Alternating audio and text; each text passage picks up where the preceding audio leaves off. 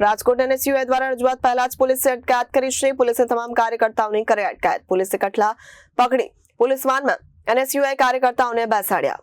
Rajkot NSUI દ્વારા રજૂઆત પહેલા જ પોલીસે કરી અટકાયત। પોલીસે તમામ કાર્યકર્તાઓની કરી અટકાયત।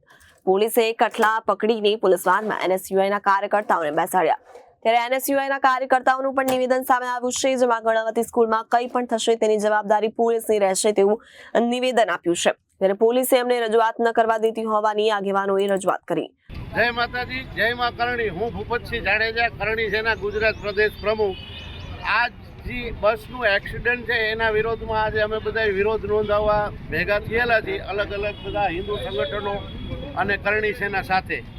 તો હવે આવું ફરીથી એક્સિડન્ટ ન થાય અને આવા કોઈ ડ્રાઈવરો કે કોઈ ગાડી ફોલ્ટી ગાડી આમાં ન હાલે સિટી બસોમાં, એના માટે અમે અત્યારે કમિશનર સાહેબને, પોલીસ કમિશનરને પણ અમારે એક રિક્વેસ્ટ છે કે તમારે ટ્રાફિકના જે કોન્સ્ટેબલો છે, ઓડલી છે, જે આ ટીઆરપીના જવાનો છે, એની કાંઈ ને કાંઈ આમાં જવાબદારી ફિક્સ થાય છે કે લેફ્ટ સાઈડમાં આજે અનેક મોટા વાહનો છે એ મોટા રાઈટ સાઈડમાં હાલે છે અને લેફ્ટ સાઈડથી ઓવરટેક બધાને કરવી પડે છે।